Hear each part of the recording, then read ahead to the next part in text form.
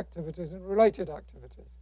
So if we're happy with the definition I showed you, then the core activities represent the most important creative assets of a subsector. They're on a close match to the DCMS definition. So in other words, if you're looking at architecture and architectural practices, there are some practices that are very strongly design-oriented, like in the UK, Foster's, Rogers practices, and so on. They're the ones that are strong design practices. However, there are equal number of architectural practices that have nothing to do with design at all. They're actually about just managing the process.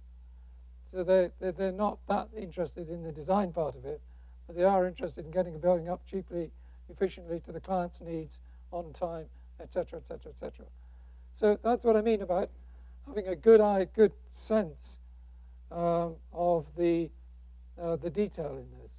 And then related activities. If you think about music, for example, then the people who produce the CD-ROMs and distribute them, sell them, etc., I would describe as related, because they're actually not the core creative activity that goes on.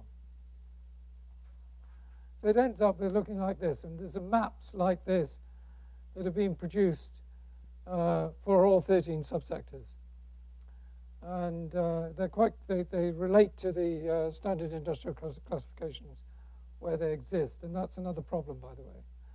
The standard industrial classifications don't marry across comfortably to all of the 13 subsectors of the creative industries. Why? Because the bulk of the SICK stuff is industrial, and it hasn't caught up yet with these changes. So you have to define a few other things when you're collecting data in this game. Things like, what does London look like? What international comparison, subsector turnover location, and the sources, etc. So I'll just show you a bit of what this all leads up to in the end. Here are the 13 subsectors. Here are the largest businesses by turnover, in the creative industries in London, in a city. This is Westminster, which is the biggest single concentration of creative industry businesses in London. It's incredible. Just look at it. It's amazing. So, for example, if you think about it, I would suggest to you that on this basis, you've got one of the biggest concentrations of the largest businesses in the creative industries in the world, in London.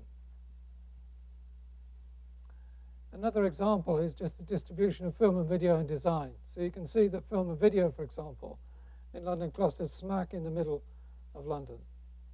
And they like clustering. They like being together. They like talking to each other. They're very happy.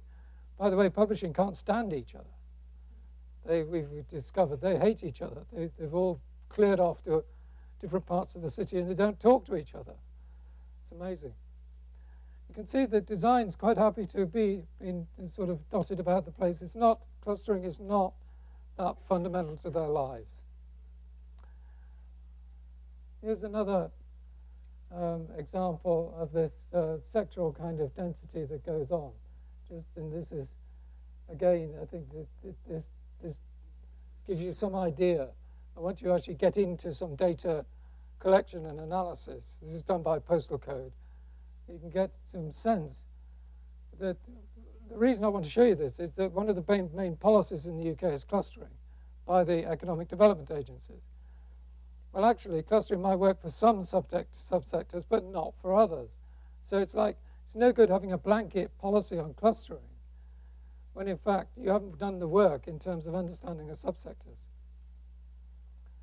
And this is games and interactive games software. And one of the things we found here is, what is amazing is the way that it's dotted all over the UK.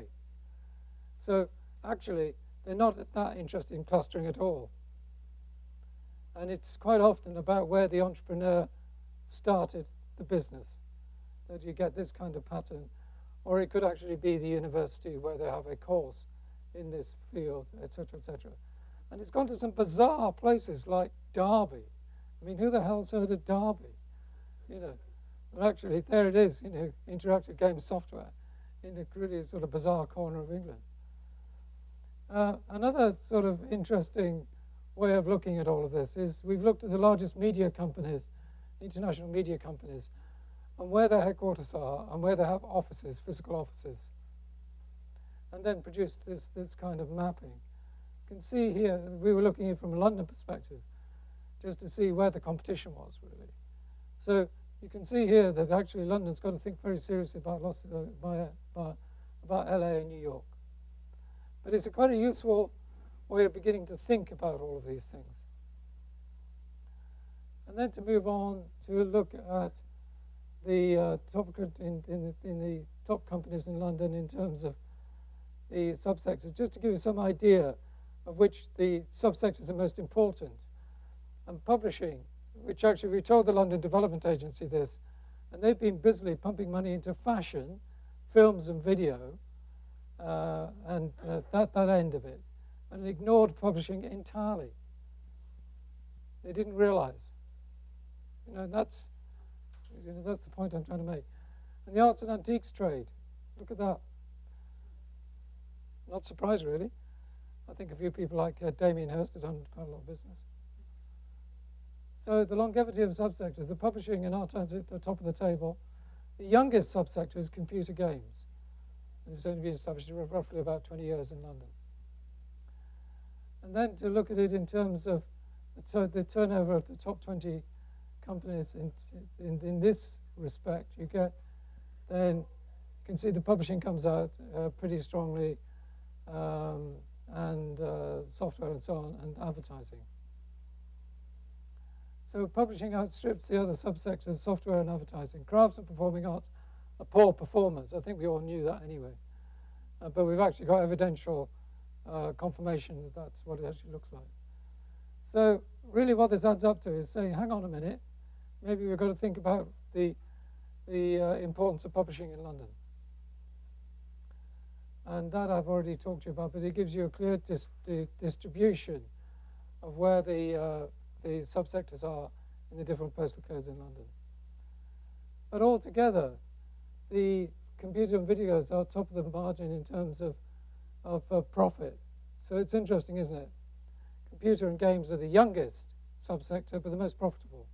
They actually employ the least people, more or less, one way or another. So highly profitable, not very good in terms of employing people, quite young.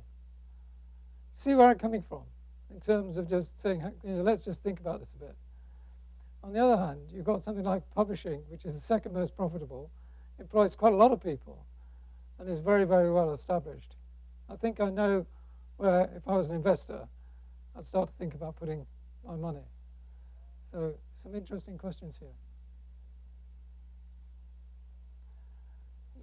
And here's another observation. We've been looking at the creative industries in Beijing, Shanghai, and London.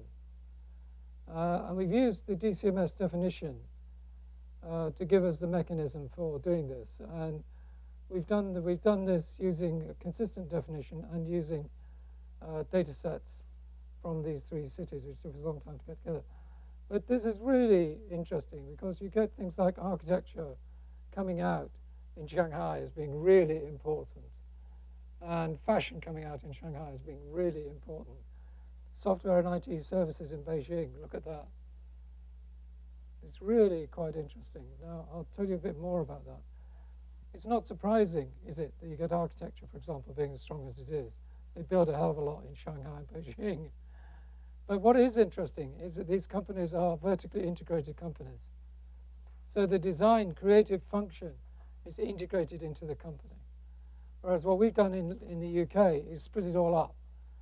So we don't have very many companies that have design and architecture as an integral part of their functions.